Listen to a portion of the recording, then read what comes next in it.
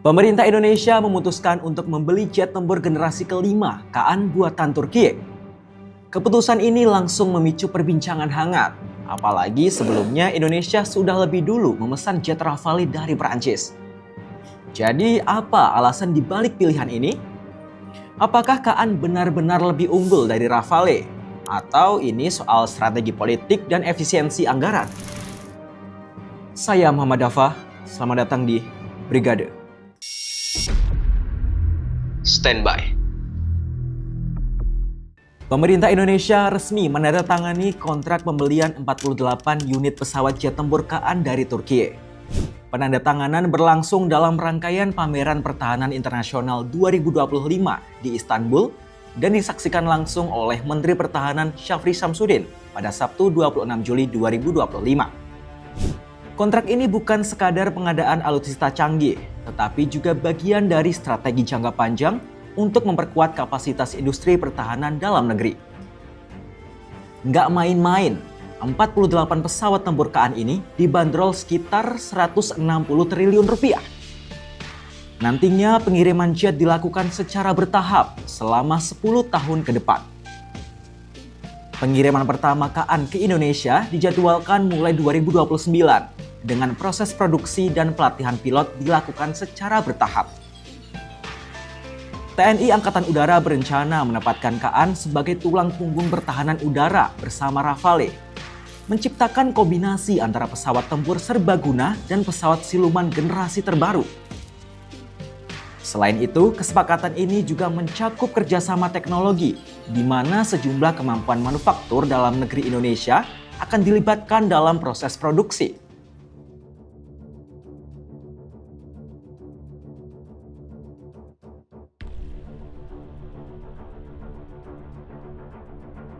Pesawat tempur KAAN dikembangkan oleh Turkish Aerospace Industries.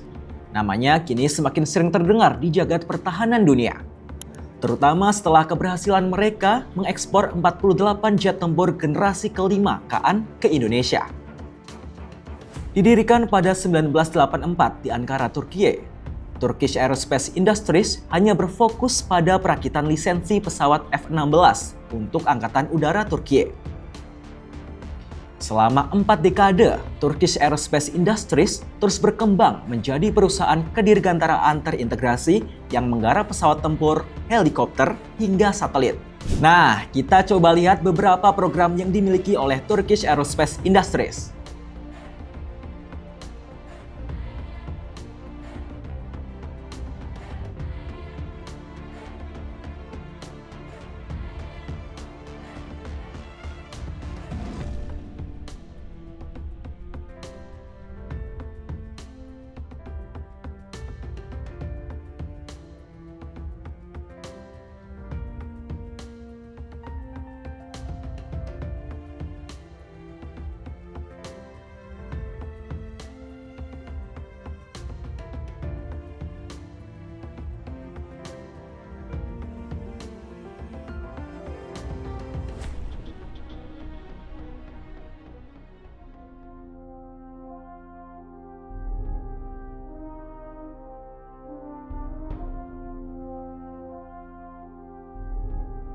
Sebelum kita adu kekuatan KAAN versus Rafale, ternyata ada cerita menarik nih. Kenapa akhirnya Indonesia kepincut sama KAAN ketimbang Rafale?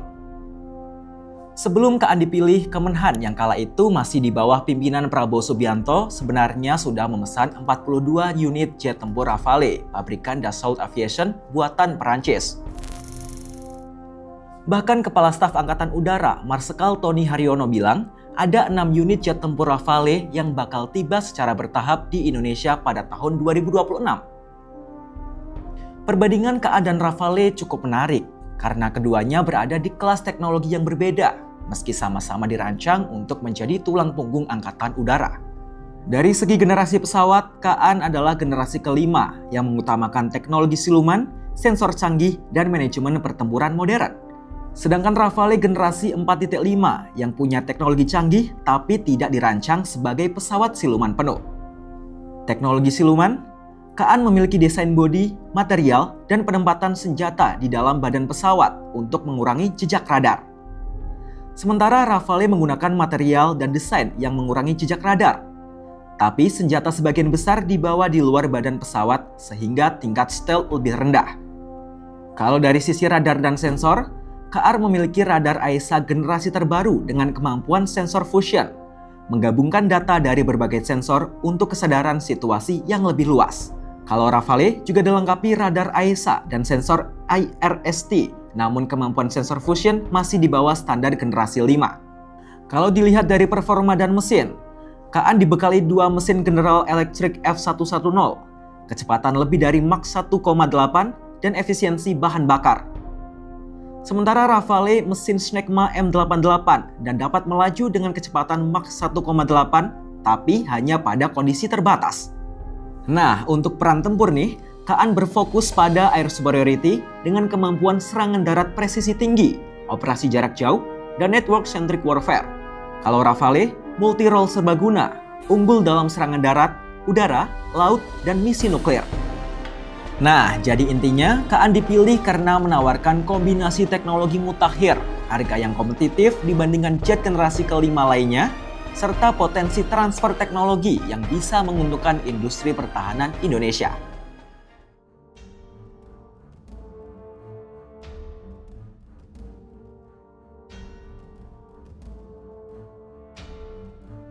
Keputusan pemerintah Indonesia untuk membeli 48 unit jet tempur generasi kelima KAN buatan Turkish Aerospace Industries senilai sekitar 160 triliun rupiah memicu pertanyaan publik. Mengapa pembelian besar ini dilakukan saat pemerintah gencar mengampanyekan efisiensi anggaran? Memang sekilas keputusan pemerintah kali ini terasa janggal. Namun kejanggalan tersebut langsung dibantah oleh Wakil Ketua DPR RI, Sufmi Dasko Ahmad, yang menegaskan bahwa pembelian 48 unit pesawat tempur KAN dari Turkiye memang didasari kebutuhan Indonesia.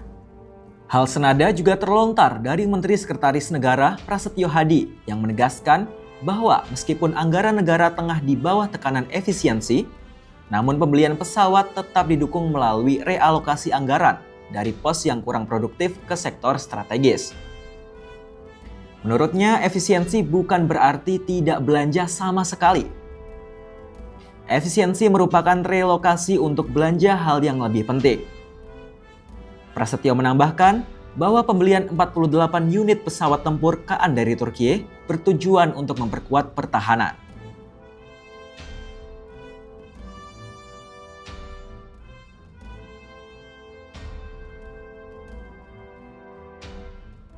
Saat memberikan pengarahan kepada para komandan satuan TNI pada Februari 2025, Presiden Prabowo menekankan pentingnya kekuatan pertahanan nasional dalam menjaga kedaulatan.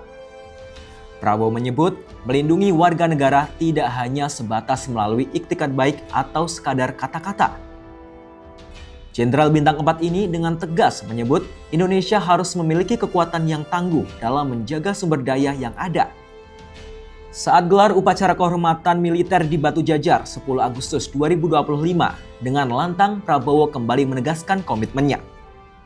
Dalam situasi geopolitik global yang penuh ketidakpastian, Indonesia harus memiliki sistem pertahanan yang kuat.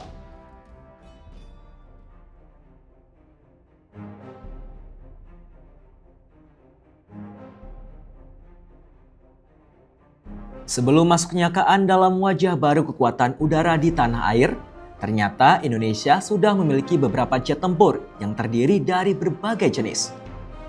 Meskipun tidak termasuk dalam 10 besar World Air Forces 2025 sebagai negara dengan jumlah jet tempur terbanyak di dunia, namun Indonesia tercatat memiliki 75 unit jet tempur aktif serta 116 unit yang dipesan. Ini dia daftar kekuatan jet tempur yang saat ini dimiliki Indonesia.